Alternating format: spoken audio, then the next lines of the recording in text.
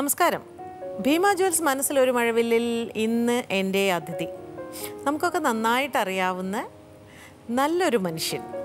അങ്ങനെ എനിക്ക് പരിചയപ്പെടുത്താനാണ് താല്പര്യം. ബേസിലും ഭാര്യ സുമയും, പിന്നെ കൂടെ ഒരു ഛോട്ട ബേസിലും ഉണ്ട്. ഹലോ, എനിക്ക് പേരറിയാം, ഞാൻ ചോദിക്കില്ല. എൽദോ. എൽദോ എൽദോ പഠിക്കുന്നുണ്ടോ? ഏത് ക്ലാസ്സിലാണ് എൽദോ?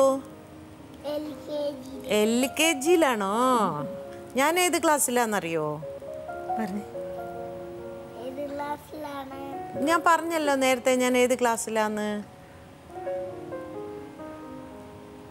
UKG.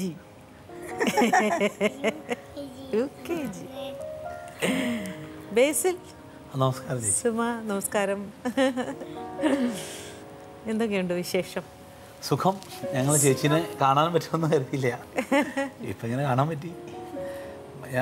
കുറേ കാലം മുമ്പ് പോലെ ഞങ്ങൾ ആഗ്രഹിച്ചിരുന്നു എപ്പോഴെങ്കിലുമൊക്കെ ഒന്ന് കാണണമെന്ന്. അങ്ങനെ ബോൾഡായിട്ടുള്ള പേഴ്സണാലിറ്റി ആയതുകൊണ്ട് ഞങ്ങൾ തീർച്ചയായിട്ടും ബഹുമാനിക്കുന്നു. സെലിബ്രിറ്റി ഹസ്ബൻഡ് ആൻഡ് വൈഫായപ്പോൾ എൻജോയ് ചെയ്യുന്നു ലൈഫ്? അങ്ങനെയൊന്നുമില്ല, വലിയ സെലിബ്രിറ്റി ഒന്നുമല്ല, എങ്കിലും ഞങ്ങളുടെ ലൈഫ് ഞങ്ങൾ എൻജോയ് ചെയ്യുന്നു. നന്നായിട്ട് സെലിബ്രേറ്റ് ചെയ്യുന്നുണ്ടല്ലേ അതെ, ലൈഫ്. ഓക്കെ. സുമ വേറെ വർക്ക് ചെയ്യുന്നുണ്ടോ? ഇല്ല ഇല്ല ഇല്ല, ഹൗസ് വൈഫ്. സൗണ്ട് പോയിരിക്കുകയാണ്, ശബ്ദം പോയിരിക്കുക. ഞാൻ ഡബ് ചെയ്യാം, അത് വേണ്ടി വരും. ഇദ്ദേഹമാണ് ഇപ്പം എൻ്റെ ഈ കോസ്റ്റ്യൂമൊക്കെ ഡിസൈൻ ചെയ്യണത്. ആണോ? പുള്ളിക്കാരി നല്ലൊരു ആർട്ടിസ്റ്റാണ്. ഈ പടം വര, ഇങ്ങനത്തെ കണിപണി ഐറ്റം എല്ലാം നല്ല. എന്താണ് ബേസിലിന് ഡിസൈൻ ചെയ്യേണ്ട കോസ്റ്റ്യൂം? എന്താണ്? എൻ്റെ സൈസിന് റെഡിമെയ്ഡ് കിട്ടില്ലല്ലോ. അപ്പോൾ ഇവളൊക്കെ ഒരു സ്വഭാവം എന്താണെന്ന് വെച്ച് കഴിഞ്ഞാൽ എല്ലാം വെറൈറ്റി വേണം. അതുകൊണ്ടാണ് അവളൊരു വെറൈറ്റി ഹസ്ബൻഡിനെ സംഘടിപ്പിച്ചത്. എല്ലാത്തിലും ഡിഫറെൻ്റ് ആയിരിക്കും. ഡിഫറെൻറ്റ്. അപ്പോൾ പുള്ളിക്കാരി ഒരു ഷർട്ട് ഇപ്പോൾ ഒരു തയ്ച്ചുകൊണ്ട് വന്നാലും അതിൻ്റെ അകത്ത് അദ്ദേഹത്തിൻ്റെതായ എന്തെങ്കിലും ഒരു സംഭവം സ്പെഷ്യാലിറ്റി കാണിക്കും. അങ്ങനെ ഒരു സ്വഭാവം ചെറുപ്പത്തിലേ ഉണ്ടോ അങ്ങനെ ഒരു? ആണോ?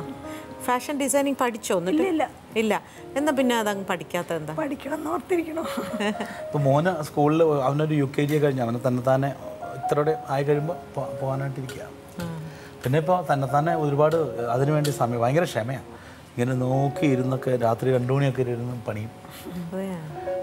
ഞാൻ കല്യാണം കഴിഞ്ഞ ഇടയ്ക്ക് പലപ്പോഴും അത്ഭുതപ്പെട്ടിട്ടുണ്ട്. ഞങ്ങളുടെ ഹണിമൂണ് പോയിട്ട് വരിക. അപ്പോൾ എന്നോട് ചോദിച്ചു ഒരു കരിമ്പിൻ്റെ പൂവ് പറിച്ചു കൊടുക്കാമെന്ന് വെച്ചു. ഞാൻ പറഞ്ഞു വേറെ പണിയൊന്നുമില്ലേ. കരിമ്പിൻ്റെ പൂവേ? അപ്പോൾ ഈ കരിമ്പിൻ തോട്ടത്തിൽ ഞാനങ്ങ് ഇറങ്ങി താന്നു പോയാൽ പിന്നെ ആര് പോകും? അപ്പോൾ ഞാൻ പറഞ്ഞു നടക്കണ കാര്യമല്ലെന്ന് പറഞ്ഞു. അപ്പോൾ എൻ്റെ ഫാദർ കൂടെ ഉണ്ട്, എൻ്റെ അപ്പച്ചൻ ഉണ്ടായിരുന്നു കൂടെ. മോളെ ഞാൻ പറിച്ചു തരാമെന്ന് പറഞ്ഞാൽ അപ്പച്ചൻ കരിമ്പിൻ തോട്ടത്തിൽ ഇറങ്ങി മറയൂർ വെച്ചാൽ തന്നു കരിമ്പിൻ്റെ പൂ പറിച്ചു കൊടുത്തു. ഞാൻ പറഞ്ഞു നിനക്ക് എന്തിൻ്റെ കേടാന്ന്. അപ്പോൾ എനിക്കറിയില്ല ഈ കെണിമണി ഇങ്ങനെ കിടന്നൊന്നും അറിയില്ലെന്ന്. വരയ്ക്കും കുറച്ച് കാര്യങ്ങളൊക്കെ എനിക്കറിയാമെന്നുള്ളതല്ല. ഈ സാധനം വീട്ടിൽ കൊണ്ടുവന്നിട്ട് 2 ആഴ്ച കഴിഞ്ഞപ്പോൾ ഡൈനിങ് ടേബിളിൻ്റെ മുകളിലൊരു സാധനം ഇരിക്കുന്നു. അതിന് വേറെ ഷേപ്പാക്കി പെയിൻ്റൊക്കെ ചെയ്ത് അതിൻ്റെ വേറെ കുറേ സാധനങ്ങളൊക്കെ ഫിറ്റ് ചെയ്ത് വെച്ചപ്പോൾ നല്ല ഭംഗിയാണ് കാണാൻ. ഇപ്പോഴും ഇരിപ്പുണ്ട് വീട്ടിൽ. പക്ഷേ അങ്ങനത്തെ കുറേ ടാലൻ്റ് ഉണ്ട്.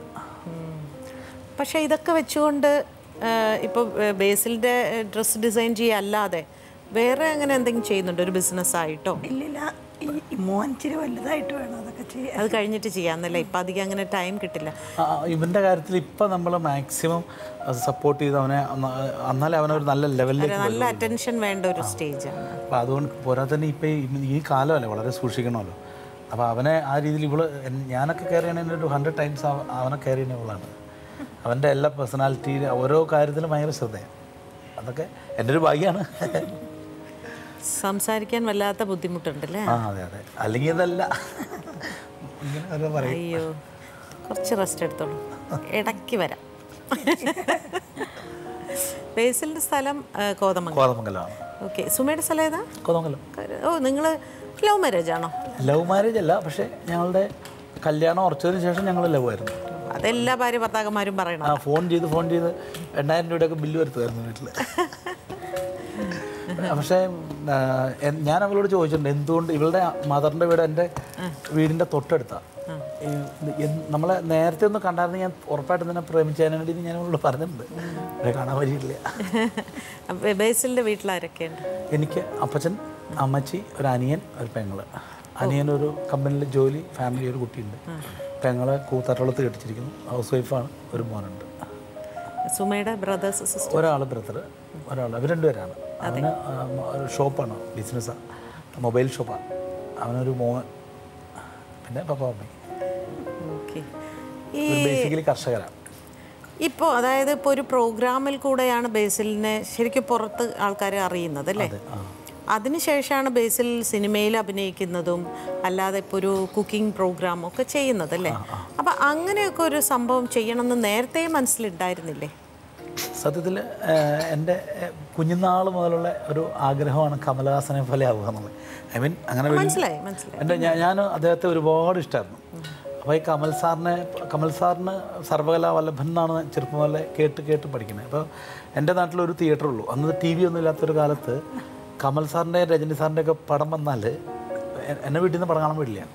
അടുത്ത വീട്ടിലെ ഒരു ജോസ് എന്ന് പറഞ്ഞൊരു ചേട്ടനുണ്ട്. പുള്ളി പോയി പടം കണ്ടിട്ട് വന്ന് കഥ പറഞ്ഞുതരും. പുള്ളിയുടെ അവതരണത്തിലുള്ള കമലഹാസനെയും രജനി സാറിനെയൊക്കെയാണ് ഞങ്ങൾ ചെറുപ്പത്തിൽ കണ്ടിട്ടുള്ളത്. അപ്പോൾ ഈ സർവകലാവല്ലഭനായ കമലഹാസനെ പോലെ ഇത് ഓരോന്ന് പഠിക്കാൻ വേണ്ടി ഞാൻ കുറേ അന്ന് ഈ സിനിമയിൽ വരാനുള്ള ആഗ്രഹം കൊണ്ട് അതുപോലെ ആവണമെന്നുള്ള ആഗ്രഹം കൊണ്ട് കുറേ ട്രൈ ചെയ്തിട്ടുണ്ട്. ഒരുപാട് സ്വപ്നം കണ്ടിട്ടുണ്ട്. പക്ഷേ ഒരാളോട് ചോദിക്കാനുള്ള ധൈര്യമില്ലായിരുന്നു. അങ്ങനെയാണ് സത്യം പറഞ്ഞു കഴിഞ്ഞാൽ ആദ്യകാലത്ത് എത്താൻ പറ്റാഞ്ഞെന്ന് എനിക്ക് തോന്നുക. പിന്നെ രസകരമായൊരു അനുഭവം എന്ന് വെച്ച് കഴിഞ്ഞാൽ ഈ സാഗര സംഗമം എന്ന് പറഞ്ഞൊരു സിനിമയാണ്. ഞാനതൊരു 25 പ്രാവശ്യം കണ്ടിട്ടുണ്ട്. അപ്പോൾ അതിനകത്ത് അദ്ദേഹം ഒരു കിണറിൻ്റെ മുകളിൽ ഒരു ഡാൻസ് മദ്യപിച്ചിട്ട് തക്കിട്ട തധിമി തന്നാണ് പറയുന്നത്. ഞാൻ ഇതേ പണി എൻ്റെ വീട്ടിലെ കിണറിൻ്റെ മുകളിൽ ചെയ്തിട്ടുണ്ട്. പക്ഷേ അതിന് നല്ല ആഴമുള്ള കിണറാണ്. വീട്ടിൽ ഈ മറ്റേ കിണർ ഇങ്ങനെ വെള്ളം കുറയാനായിട്ട് ചെറിയൊരു പലകയൊക്കെ ഇടുമല്ലോ. ഈ പലക മാറ്റിയിട്ട് ഞാൻ അവിടെ ഒരു ഇല്ലിയുടെ ഇതിട്ടിട്ട് ആ ഇല്ലിയുടെ ഇത് ഈ കിണറിന് നടുക്കുന്നിട്ടു. എന്നിട്ടൊരു സന്ധ്യാസമയത്ത് വേറെ ആരെയും കണ്ട എൻ്റെ അപ്പച്ചനോട് പറയും എനിക്കിട്ട് നല്ല തല്ല് കിട്ടും. അതുകൊണ്ട് ഞാൻ സന്ധ്യയ്ക്കാണ് തിരഞ്ഞെടുത്തത്. ഈ പാട്ട് പാടിയിട്ട് ഞാൻ ഈ ഇതിൻ്റെ മൂലികളെ അഭ്യാസം കാണിച്ച് അതിനകത്തേക്ക് വീണു കിണറ്റിൽ. 2 ആഴ്ച എൻ്റെ അപ്പൻ്റെ കുറേ കാശ് കളഞ്ഞു. അപ്പോൾ അതോടുകൂടി അപ്പച്ചൻ എൻ്റെ സിനിമാ മോഹം കുറച്ച് അവിടെ അവസാനിപ്പിച്ചു. പിന്നെ 10ാം ക്ലാസ് കഴിഞ്ഞപ്പോൾ ഞാൻ സംഗീതം പഠിക്കുന്നുണ്ട്. എനിക്ക് പാട്ട് വലിയ താല്പര്യമാണ്. എൻ്റെ വീടിൻ്റെ അടുത്തൊരു ചേട്ടനുണ്ട്, ജയൻ എന്ന് പറഞ്ഞ ചേട്ടൻ. ഞാൻ അദ്ദേഹത്തിൻ്റെ അടുത്ത് പോയി ഞങ്ങളൊരു ഗാനമേള ട്രൂപ്പ് തുടങ്ങി. ശ്രുതി ഓർക്കസ്ട്ര എന്ന് പറഞ്ഞു. വെക്കേഷനുള്ള ഒരു എൻ്റർടൈൻമെൻറ്റ്. അന്ന് സിനിമയ്ക്ക് പിന്നെ പോകാൻ പറ്റില്ല. പിന്നെ എന്നാൽ സ്റ്റേജ് പ്രോഗ്രാം നടത്താണ് ഈ പണിക്ക് പോകണേ. എനിക്ക് 15 വയസ്സ്. അപ്പോൾ ഞാനാണ് ഇതെല്ലാം ആളെ സംഘടിപ്പിക്കുന്നതെല്ലാം ചെയ്ത് 15 പ്രോഗ്രാം ചെയ്തു. അപ്പോൾ എൻ്റെ കൂടെ ഉണ്ടായിരുന്ന ഒരു പെണ്ണിനെ ആ പ്രോഗ്രാമിൻ്റെ ഇടയ്ക്ക് പ്രേമിച്ച് ലാസ്റ്റ് നാട്ടുകാർ കൂടി കെട്ടിച്ചു കൊടുത്തു. അതുകൂടി അപ്പച്ചന പറഞ്ഞു ഇനി അതിനും പോകണ്ടെന്ന് പറഞ്ഞ് എൻ്റെ ഗാനമേളയും 2 മാസം കൊണ്ട് അവസാനിച്ചു. പിന്നീട് പള്ളിയിൽ ക്വയറുണ്ടായിരുന്നു.